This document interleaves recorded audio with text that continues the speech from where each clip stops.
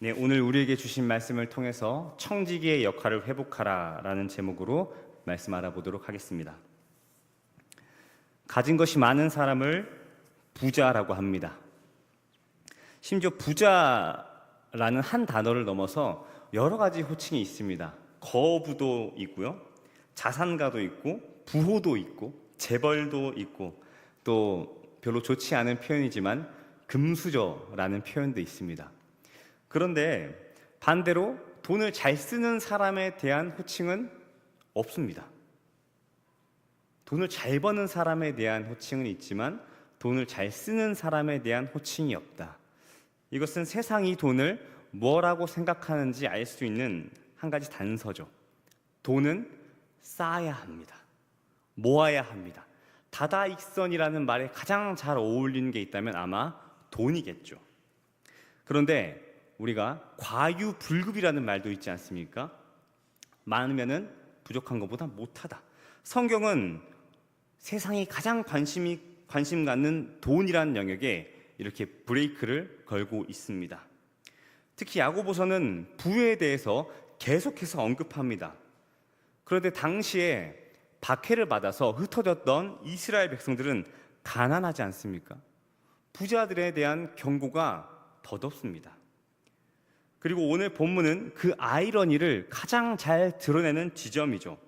1절에 들으라 부한 자들아 너희에게 임할 고생으로 말미암아 울고 통곡하라.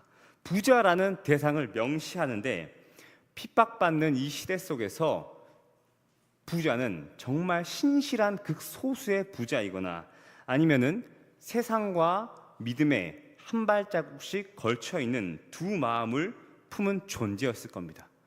그리고 5장까지 오기까지 이미 부자에 대한 이야기를 여러 번 언급했죠. 과연 이 5장 1절에서 6절의 부자는 누구인가? 여러 가지 해석이 분분하지만 전통적으로는 이 다음에 이어지는 내용이 인내하라, 즉 악인들의 핍박받는 그 상황 가운데서 성도들아 인내하라 라는 메시지가 나오는 점과 오늘 본문에서 회개의 권고가 없이 심판만 나타나는 것을 볼 때 이것은 불신자 부자에 대한 경고라는 게 전통적인 해석입니다. 문제는 이 편지가 신자들에게 쓰인 편지라는 점입니다. 우리가 편지를 받았는데 내 이야기가 아니라 다른 사람에 대한 이야기가 적혀 있으면 어떻게 할까요? 편지 봉투를 꺼내서 이 수신자를 확인할 겁니다. 그런데 다시 봐도 수신자가 나 자신이라면은 그때는 생각을 달리 하겠죠. 나에게 다른 사람의 이야기를 통해서 주고 싶은 메시지가 있구나. 저는 이 본문을 대하는 신자들의 태도가 타산지석, 다른 산에 있는 돌을 보고 자신을 돌아보라 라는 데 있다고 생각하고 이 말씀을 풀어가려고 합니다. 1절 들으라 부한 자들아, 우리는 이 회개 없는 경고를 통해서 믿음의 공동체 밖에 있는 부자에 대한 이야기라는 것을 보았습니다. 이렇게 해당되지 않는 경고의 메시지를 전하는 이유는 무엇일까요? 바로 믿음의 공동체에게 잘못된 예시를 통해서 바른 방향으로 나아가기를 원하시는 하나님의 뜻이 있는 것일 겁니다. 하나님께서는 우리가 사회를 살아가면서 악한 사람들의 선택과 인생의 오답을 통해서도 가르침을 얻기를 원하십니다. 우리가 언제나 정답 가운데서 살아가진 않죠.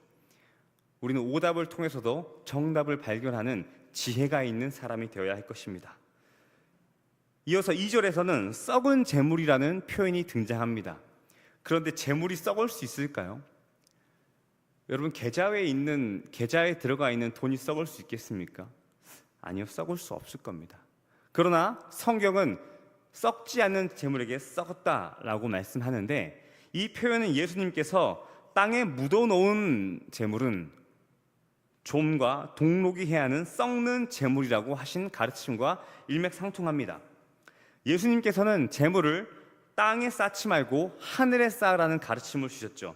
자, 그렇다면 재물이 있어야 하는 장소는 땅이 아니라 하늘입니다.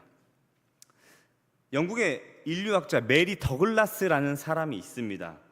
굉장히 정결함, 더러움 이런 주제에 대해서 아주 권위 있는 사람인데요. 이 사람은 인류학자이지만 레위기를 연구할 때 한번 만나게 되는 사람입니다. 과연 무엇이 더럽고 무엇이 부정함과 한가? 더러움의 본질은 무엇인가? 라는 질문을 할 때 그녀는 순수와 위험이라는 자신의 저서에서 부정함, 더러움의 본질은 더럽지 않은 것들도 더러워질 수 있다라는 점이 있다고 합니다. 아이러니하죠. 오염 때문에 더러워지는 게 아니란 이야기입니다. 그녀는 더러움의 핵심은 제자리에 있지 않은 것이라고 정의했습니다. 제자리에 있지 않은 것이요. 예를 들어서 구두가 신발장에 있다면 그 구두는 깨끗한 거죠. 그런데 그 구두가 식탁이나 침대에 있다면 어떻게 될까요? 우리는 그 구두가 새로 산 것, 오염되지 않은 것일지라도 불쾌함을 느낄 겁니다. 더럽다고 느끼는 것이죠. 이처럼 부정함의 그 본질에는 있어야 할 장소라는 개념이 있다는 것이죠. 자, 그렇다면 이 땅의 모든 대상은 바르게 자리를 잡을 때 아름답다고 말할 수 있을 것입니다. 재물이 있어야 되는 곳은 어디죠? 땅이 아니라 하늘이라는 가르침이죠. 그런데 우리는 이 말씀을 자주 오해하곤 합니다. 땅이 아니라 하늘에 있어야 한다면 내 손에 있으면 안 되는 거구나. 하나님께서 내 재물을 빼앗아 가시는구나. 나는 내 재산을 모두 헌금해야 되나 보구나. 그러나 성경은 우리에게 소유를 포기하라고 가르치지 않습니다. 오히려 모든 소유를 하나님의 뜻을 따라 사용하라고 권하시죠. 그 이유는 모든 것이 하나님의 소유이기 때문입니다. 시편 24편 1절은 우리에게 이렇게 선포합니다. 땅과 거기에 충만한 것과 세계와 그 가운데 사는 자들은 다 여호와의 것이로다. 아멘. 우리가 하나님께 감사해야 함은 우리가 누리는 작은 물질과 관계까지 모두 하나님께로부터 받은 것이기 때문입니다. 그리고 우리는 참된 감사의 표현을 해야 하죠. 감사의 표현은 말이 끝이 아닙니다. 마음이 끝이 아닙니다. 우리가 가지고 있는 그 소유, 재물을 주인의 뜻대로 사용하는 것, 이것이야말로 참된 감사의 표현이죠.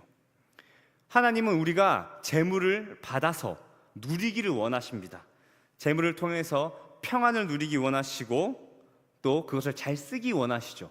하지만 동시에 우리가 받은 그 평안과 그 사랑을 세상에 전하기를 원하십니다. 즉 하나님은 우리가 세상에 관심을 갖기를 원하시는 것이죠. 그리고 이런 역할을 성경에서는 청지기라는 역할로 나타나고 있습니다. 마태복음 25장에 보면은 달란트 받은 종의 비유가 유명하게 나오고 있습니다. 어떤 주인이 여행을 떠나면서 3명의 종에게 각각 5달란트, 2달란트, 1달란트를 쥐어줬습니다. 그리고 다시 돌아와서 봤는데 이 5달란트와 2달란트 받은 종은 이 달란트로 장사를 해가지고 똑같이 받은 만큼 남겼습니다. 그런데 1달란트 받은 종이 어떻게 했죠? 땅에다 묻어뒀습니다. 그리고 주인이 올 때 그 1달란트를 고스란히 바쳤죠. 그런데 주인이 이 종에게 악하고 게으르다라고 비난했습니다. 그가 있던 달란트를 뺏어버려서 10달란트를 가지고 있는 사람에게 주어버렸죠. 우리는 이 이야기를 보면서 제대로 된 종의 기준, 청지기의 기준은 재산의 증식이 아니라 주인의 뜻대로 재산을 다뤄야 한다는 점을 볼 수가 있습니다. 그래서 성경에서는 성구 2개를 보고자 합니다. 고린도전서 4장 1절과 2절입니다. 사람이 마땅히 우리를 그리스도의 일꾼이요 청지기죠. 하나님의 비밀을 맡은 자로 여길지어다. 그리고 맡은 자들에게 구할 것은 충성이니라. 베드로전서 4장 10절은 이렇게 말씀하십니다. 각각 은사를 받은 대로 하나님의 여러 가지 은혜를 맡은 선한 청지기 같이 서로 봉사하라. 은사에 대한 이야기도 하고 있죠. 성경은 믿는 사람들이 청지기 역할을 담당해야 한다라고 말씀하십니다. 그런데 우리는 청지기라는 단어 가지고는 이 청지기의 역할이 무엇인지 풍부하게 이해할 수가 없습니다. 그런 우리들에게 오늘 본문은 악한 재물을 쌓은 부자라는 오답을 통해서 청지기라는 정답을 발견할 수 있게 해줍니다. 과연 이 청지기에는 어떤 가르침이 있을까요?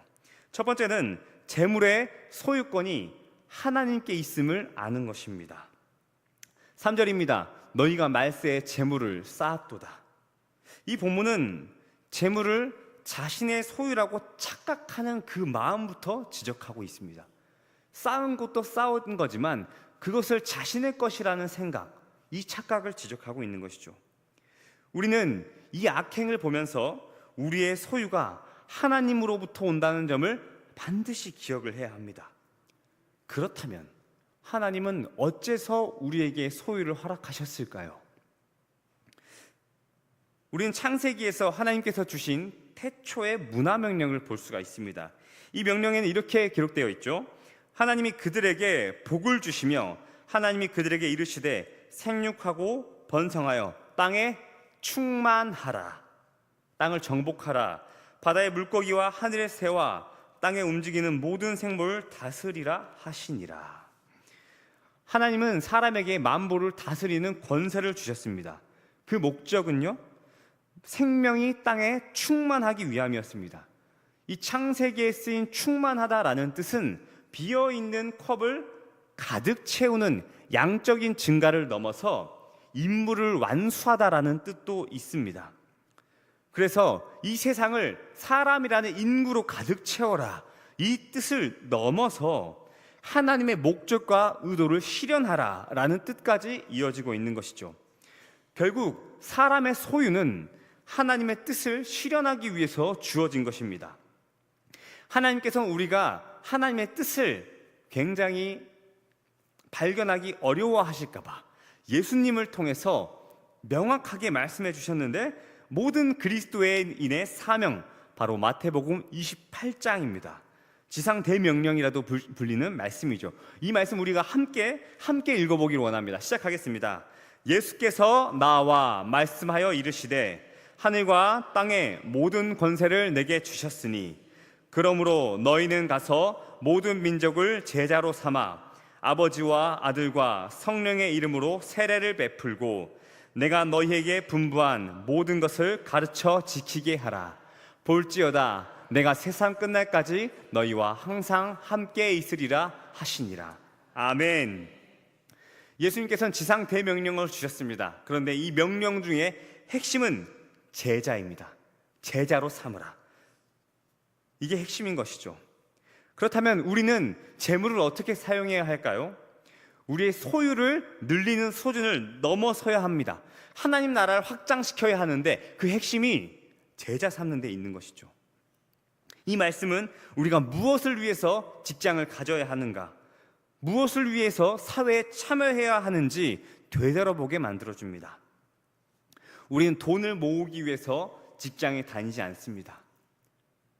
우리는 돈을 때문에 사회에 참여하지 않습니다.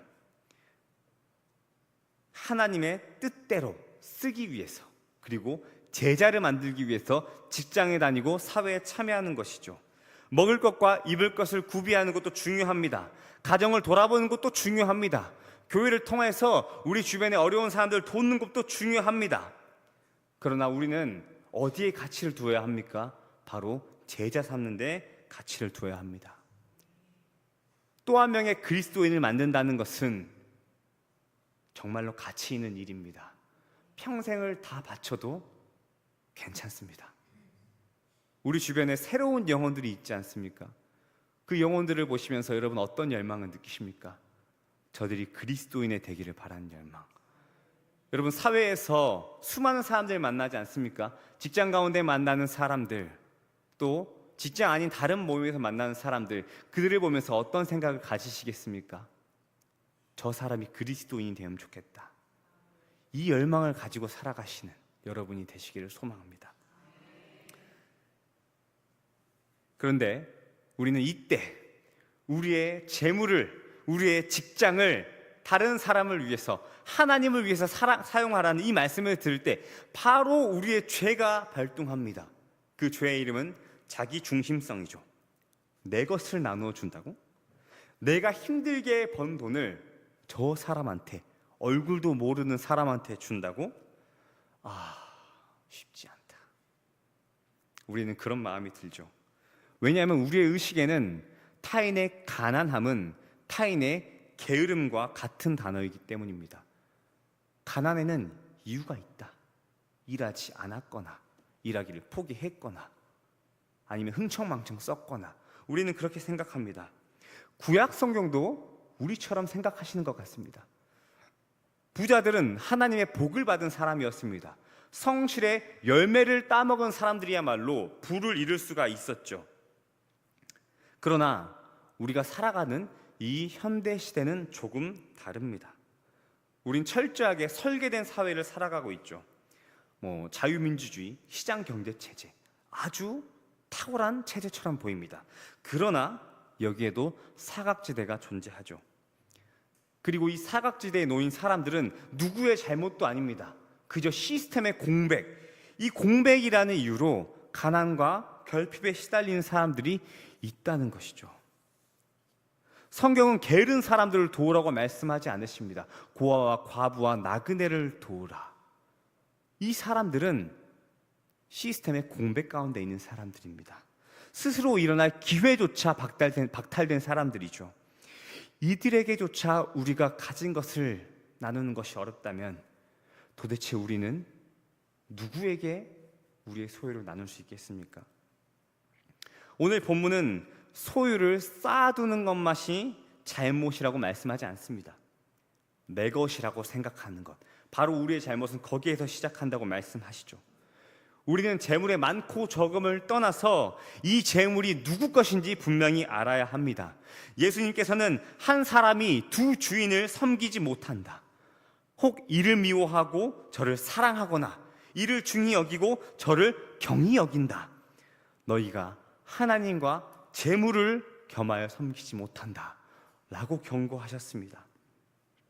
돈을 많이 갖거나 적게 갖거나 그게 중요한 것이 아니라 돈을 섬기는 마음이 잘못입니다. 그렇다면 청지기는 어떤 존재입니까? 청지기는 재물을 다룹니다.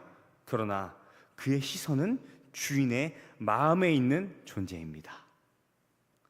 달란트 비유에서 5달란트 받은 사람과 1달란트 받은 종의 차이는 무엇입니까? 달란트의 양이 아니라는 것이죠.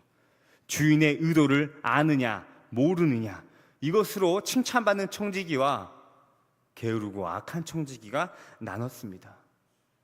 그렇기 때문에 우리는 하나님의 뜻에 따라서 재물을 얻어야 하고 재물을 사용해야 하고 재물을 흘려보내야 합니다.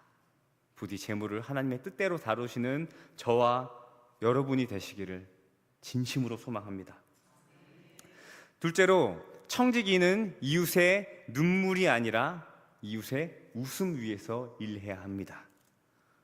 오늘 본문을 보면 4절에서 보라, 너희 밭에서 추수한 품꾼에서 주지 아니한 삭시 소리 지르며 그 추수한 자의 우는 소리가 만군의 주의 귀에 들렸느니라. 추수한 자의 우는 소리라는 표현이 등장합니다. 악한 부자들은 타인의 눈물과 우는 소리 위에서 계속해서 돈을 쌓았습니다. 그리고 세상도 합리성이라는 이름에서 타인의 고통 위에서 여전히 부를 쌓아가고 있죠. 현대에 수많은 기업들이 있습니다. 이 시대의 기업은 단순히 돈을 많이 버는 기관은 아니죠. 이제는 그런 개념이 아닙니다. 시대를 앞서 나가고 시대를 열어나가는 선구자 역할을 하고 있습니다. AI 산업, 바이오 산업, 웨어러블 산업 등등 여러 영역에서 이제는 기업이 없으면 세상이 돌아가지 않습니다. 세상이 전진할 수 없습니다. 그런데 이 기업의 목적이 무엇입니까? 단 한 가지죠. 기업의 목적은 이윤 창출입니다. 이 이윤을 위해서 그리고 합리성이라는 옷을 두르고 있죠. 이 기업들은 때때로 사람들을 희생시키는데 서스럼 없습니다. 1970년대 일본에는 K기업이 있었습니다. 이 제철소를 국내에서 운행하고 있었는데 이 제철 공정 중에는 철가루를 뭉치는 소결 공정이라는 과정이 있습니다. 그런데 이 과정에서 엄청난 분진과 매연이 뿜어져 나옵니다. 이로 인해서 일본 자국민이 호흡기 질환에 시달리자 이 K기업은 두 가지 선택을 하게 됐습니다. 첫 번째 선택은 공해 저감 장치를 다는 일이죠. 돈이 굉장히 많이 듭니다. 두 번째 선택은요, 소결 공정하는 이 공장만 옮기면 됩니다. 아주 간단하죠. 어떤 선택을 했을까요? 이 K기업은 필리핀 민다나오에 소결 공정을 하는 공장을 지었습니다. 왜냐하면 그게 더 비용이 적게 들기 때문이죠.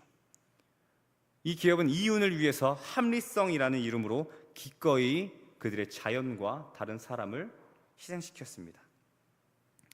이 이야기는 우리 시대를 떠받들고 있는 기업의 양면성을 잘 보여줍니다. 세상은 결국에 돈을 위해서 일합니다. 그리고 우리는 그 기업에서 일을 하기도 하고 기업을 운영하기도 하죠. 이 기업들 그리고 또 우리들은 오늘날 무엇을 바라보면서 일하고 있습니까? 우리가 일함으로써 우리 주변의 이웃에 눈물이 더 많아지고 있다면 우리가 청지기로 살아가고 있는지 돌아보아야 합니다.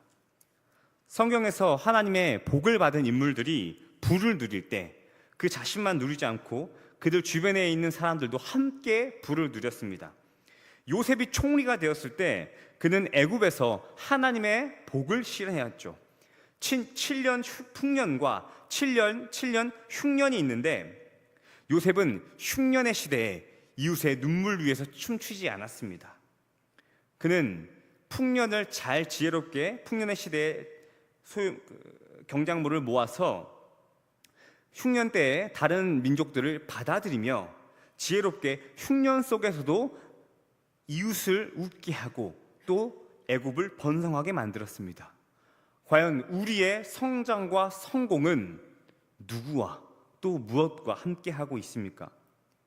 청지기는 타인의 웃음과 함께 일해야 합니다. 한국은 지금도 급격한 경제 성장의 후유증을 겪고 있습니다. 저는 얼마 전에 일본의 폐업 문화라는 한 영상을 봤습니다.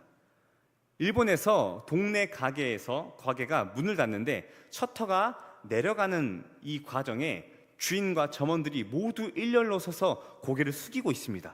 셔터가 다 내려갈 때까지요. 백화점도 71년 된 백화점이 문을 닫는 그날 동네 사람들이 다 오고 단골 손님들이 다 모여서 그들과 함께 이야기를 나누는 시간도 있고 셔터가 내려갈 때 종업원들은 모두 90도로 고개를 숙이면서 내려가고 있었습니다. 과연 이 일본 국민들에게 시장은 어떤 곳이었을까요? 돈만을 위한 곳은 아니었던 것 같습니다. 그들에게 시장은 돈이 있었지만 돈보다 먼저 사람이 있었던 것 같습니다. 우리는 시장 경제 체제라는 체제 가운데서 살아가고 있죠. 청지기는 돈을 보는 사람이 아니라 사람을 보는 사람입니다. 우리는 사람이라는 바른 가치를 바라봐야 합니다. 청지기 정신은 그저 재물을 잘 다루는 사람을 뜻하지 않습니다. 일상 속에서 정의와 공의를 통해서 사람을 바라보는 사람, 사람을 향해 흔들리지 않는 시선을 가지고 있는 존재, 그것이 바로 청지기입니다. 모든 것이 사람을 중심으로 할 때 바르게 작동하고 가장 건강하게 작동한다는 사례는 이 역사 속에서 굉장히 많이 있습니다.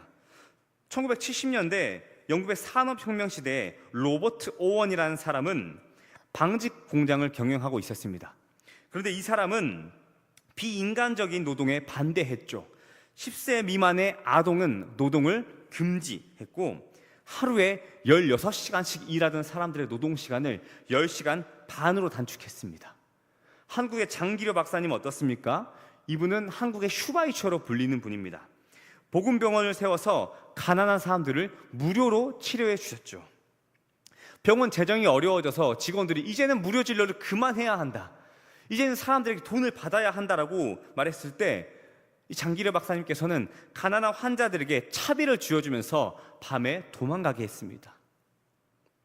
이분은 평생 자기 명의의 집 한 채도 없이 병원 옥상에 관사해서 살다가 숨을 거두셨죠.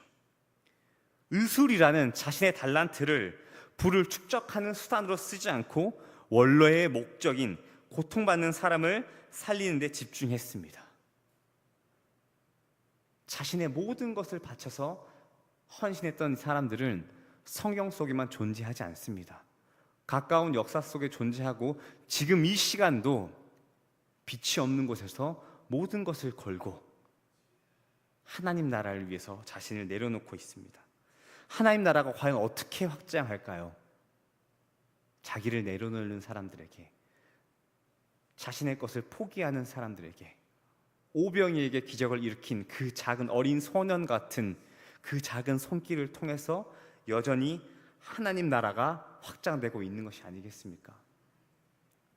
반드시 경영자만이, 사업하는 사람만이, 돈을 많이 버는 사람만이 사람을 중심으로 살 수 있는 것은 아닙니다. 우리는 우리에게 주어진 작은 만남과 작은 모임들 가운데서, 그 자리에서 가장 약한 사람들을 배려함으로써 어린 사람들, 그의 속도에 맞추고 그의 연약함에 맞춘 것, 이것 또한 일상에서 청지기로서 살아갈 수 있는 방법입니다. 또한 어르신들께서는 지혜를 나누는 방법으로 영적인 청지기의 역할을 감당할 수 있습니다. 사람이 나이를 먹으면 어쩔 수 없이 육체의 청지기의 능력은 떨어집니다. 그러나 영적인 청지기의 능력은 더욱더 커지죠. 오늘날 이 현대를 살아가는 기성세대들, 또 다음 세대들은 너무나 많은 선택 가운데서 흔들립니다. 시대가 발전하지만 그 발전한 시대는 더 많은 선택을 우리에게 요구하죠. 이 갈팡질팡하는 사람들에게 무엇이 필요합니까? 참된 청지기의 조언이 필요합니다. 어른의 최고의 역할은 돈을 쥐어주는 것이 아니라 지혜를 쥐어주는 것입니다. 나 때는 말이야, 이 표현이 두려우시죠? 그러나 이 표현이 나 자신을 드러내기 위해서 왕년에 내가 이만큼 했다 라는 마음으로 사용됐을 때는 모두에게 거부가 됩니다. 그러나 흔들리는 사람을 붙잡아 주기 위해서, 그 사람을 정말로 붙잡아 주고 싶어서 사랑의 말로 나 때는 말이야, 이 말씀을 하신다면 두려워하지 마십시오. 젊은이인 제가 말씀드리고 제가 보증드립니다. 당당하게 말씀하시기 바랍니다. 나 때는 말이야. 이때는 든든한 보탬목으로 작용할 수가 있습니다. 혹 아직 사회에서 자신의 자리를 찾지 못한 분이 계십니까? 세상은 사람을 월급의 가치만큼 생각합니다. 최저시급을 받는 사람들은 최저시급의 가치를 두고 살아가죠. 그러나 청지기 정신은 이런 사회의 흐름 속에서 자신의 가치를 하나님 속에서 발견할 수 있게 해줍니다. 청지기는 받는 만큼 일하는 존재가 아닙니다. 청지기는 받는 만큼 일하는 존재가 아닙니다. 청지기는 나에게 월급을 주는 사람을 위해서 일하는 존재가 아닙니다. 누굴 위해서 일합니까? 나에게 이 일을 맡기신 하나님 때문에 일합니다. 하나님을 위해서 일하고, 하나님을 바라보며 일하고, 하나님이 내게 맡기셨으니 최선의 것으로 보답하겠다는 그 정신이 청지기의 정신이고, 청지기의 예배의식이고, 청지기의 자존심입니다. 삶의 자리에서 청지기의 정신을 가지시기 바랍니다. 청지기의 자존심으로 일하시기 바랍니다. 프랑스의 위그노처럼 자신의 일을 너무나 잘해서 번성할 수밖에 없었던 그 위그노, 청교도처럼 대한민국의 그리스도인들에게 그런 위대한 번성의 날이 있기를 정말로 소망합니다. 마지막으로 청지기 정신의 핵심은 결산의 날을 아는 것입니다. 본문에 나온 부자들은 종말에 대한 감각이 없었습니다. 5절입니다. 너희가 땅에서 사치하고 방종하여 살육의 날에 너희의 마음을 살찌게 하였도다. 살육의 날, 이 살육의 날은 심판의 날이죠. 우리는 이것을 통해서 무엇을 보아야 합니까? 종말에 대한 감각이 있어야 합니다. 오늘 누리는 즐거움이 영원하지 않다는 감각, 오늘 느끼는 이 행복이 내일 이어지지 않을 수도 있다는 감각, 지금 나에게 주어진 것들을 내가 마음껏 사용할 수 있지만 반드시 결산의 날이 온다는 것을 알아야 합니다. 부자들은 살육의 날에 자신의 마음을 살찌웠죠.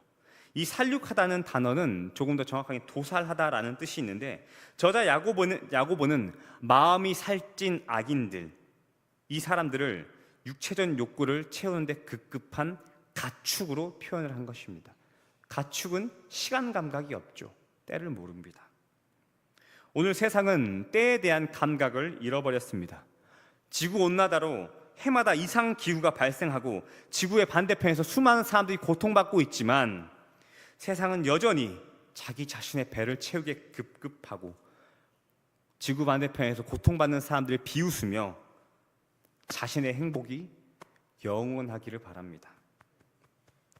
그러나 예수님께서는 때에 대한 경고를 하셨습니다. 예수께서 대답하여 이르시되 너희가 저녁에 하늘이 붉으면 날이 좋겠다 하고 아침에 하늘이 붉고 흐리면 오늘은 날이 굳겠다 하나니 너희가 날씨는 분별할 줄 알면서 시대의 표적은 분별할 수 없느냐. 악하고 음란한 세대가 표적을 구하나 요나의 표적밖에는 보여줄 표적이 없느니라 하시고 그들을 떠나가시니라. 예수님께서는 시대의 표적을 분별하라 하셨습니다. 민족과 민족이 서로 대적하며 기근과 지진이 있고 불법이 성하고 사랑이 식는 이 상황 가운데, 이 성경에 기록된 상황 가운데 우리에게 필요한 것이 무엇입니까? 삶을 바라보는 바탕에 표적을 보는 눈이 있어야 한다는 것이죠. 지금은 온 천하에 복음이 전파되었고 말세의 마지막입니다. 청지기의 눈이 어디를 향해야 합니까? 행복이요? 아니요. 행복을 바라보는 그 바탕, 행복의 그 정수, 우리의 하루의 시간 속의 그 본질, 말세예요. 세상이 끝이 난다는 것이죠. 청지기의 시계는 주인이 올 시계를 계산하고 있어야 합니다. 우리의 눈과 우리의 시계는 어떻습니까? 신랑을 기다리는 10처녀의 비유 중 5처녀는 등불을 켜고 졸지 않고 기다렸습니다. 다른 5처녀는 기름이 없어서 기름을 가지러 갔을 때 신랑이 와버렸죠. 부디 기름을 가지고 깨어있던 5처녀처럼 성령 충만한 청지기가 되어 하루하루 하나님의 때를 기억하시는 저와 여러분이 되시기를 소망합니다. 이 시간 우리가 말씀을 정리하기 원합니다. 우리는 청지기의 삶을 실천해야 합니다. 우리의 머리가 청지기의 직분을 이해하는 것을 넘어서 우리의 두 손이 청지기로 행동해야 하죠. 먼저 우리는 간소하게 사는 법을 배워야 합니다. 간소하게 산다는 것은 가난하게 산다는 것이 아닙니다. 간소한 삶은 경건의 결과죠. 하나님 앞에서 내게 필요한 것과 필요하지 않은 것과 하나님이 나를 통해서 타인에게 주고자 하시는 것을 알아야만 간소하게 살 수가 있습니다. 또한 우리는 약한 사람들을 돕는 방향으로 우리의 직업을 사용해야 합니다. 청지기는 직업이 아닙니다. 이 땅에서 역할이죠. 우리는 사회에서 어떤 직업을 가질지 고민하는 것만큼 우리의 직업을 통해서 어떻게 약한 사람을 도울 수가 있을지, 또 이 사회의 구조적인 문제나 사각지대를 개선할 수 있을지 고민을 해야 합니다. 마지막으로 우리는 기도할 때 영원한 하나님 앞에서 우리의 인생을 결산해 보아야 합니다. 청지기직을 잘 수행했는지 알 수 있는 지표는 더 많은 재물도 아니고 가난한 재물도 아닙니다. 오직 우리의 주인만이, 우리의 주님만이 우리를 칭찬하실 수 있고 경질하실 수 있죠. 오늘 우리가 함께 기도할 텐데요, 이 시간 가운데 간구를 넘어서 주님과 교제할 때 결산하시는 시간을 가지시기 바랍니다.